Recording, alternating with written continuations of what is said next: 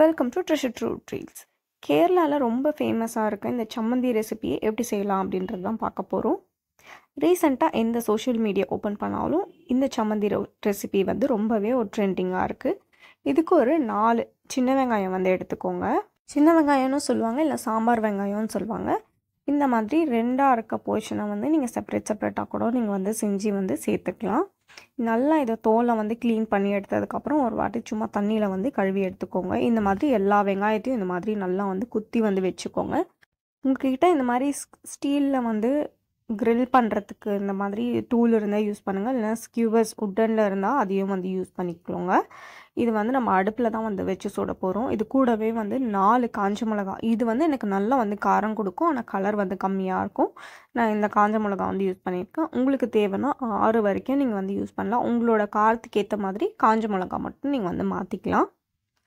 இப்போது இது 2த்தையும் நல்லா வந்து குத்தி எடுத்தாச்சு. இப்போ அடுப்பில் வந்து லோ ஃப்ளேமில் வச்சு 2 பக்கமும் காட்டி வந்து சுடலாம். இதை வந்து சுடுறது தான் வந்து ஒரு விதமான டேஸ்ட் வந்து கொடுக்கும். இல்லை நீங்கள் சுடாமையே கூட வெறும் கடாயில் கொஞ்சமாக வந்து ஒரே ஒரு ஸ்பூன் போல் எண்ணெய் வந்து விட்டுட்டு இது 2த்தையும் நல்லா வந்து வறுத்து எடுத்து கூட நீங்கள் இந்த ரெசிபியை வந்து ட்ரை பண்ணலாம். இந்த மாதிரி நல்லா வந்து சுட்டு வந்து எடுத்துக்கணும்.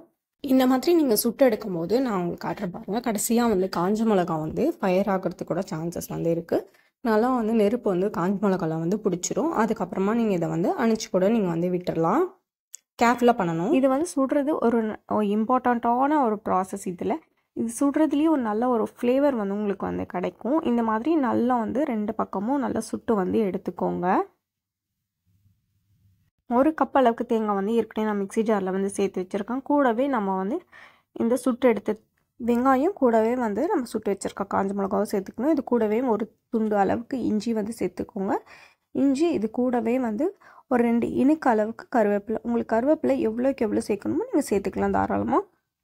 ஒரு சின்ன நெல்லிக்காய் சைஸ் அளவுக்கு வந்து புளி, அது கூடவே வந்து உப்பு தேவையான அளவு. இப்போ இது எல்லாத்தையுமே நல்லா வந்து கிரைண்ட் பண்ணி எடுத்துக்கணும். உங்களுக்கு தேவைப்பட்டால் கொஞ்சமாக வந்து தண்ணி கூட சேர்த்து வந்து நீங்கள் இதை வந்து கிரைண்ட் பண்ணி வந்து எடுத்துக்கலாம். இப்போ நான் கிரைண்ட் பண்ணி எடுத்துகிட்டு வந்துட்டேன். இதை நல்லா வந்து உருண்டை பிடிச்சி தான் நம்ம வந்து வைக்கணும். சம்மந்தினாலே அதுக்கு இந்த மாதிரி வந்து உருண்டை பிடிச்சி அதுலேருந்து ஒரு சின்ன பீஸ் வந்து எடுத்து சாப்பிட்டா சூப்பராக இருக்கும். இது மேலே வந்து கொஞ்சமாக வந்து தேங்காய் எண்ணெய் வந்து நான் சேர்த்துருக்கேன். உங்களுக்கு தேவைப்பட்டால் நீங்கள் தேங்காய் எண்ணெய் வந்து சேர்த்துக்கலாம், இல்லைனா நீங்கள் இதை வந்து ஸ்கிப் பண்ணிக்கலாம். இவ்வளோ தான் இந்த ரெசிபி.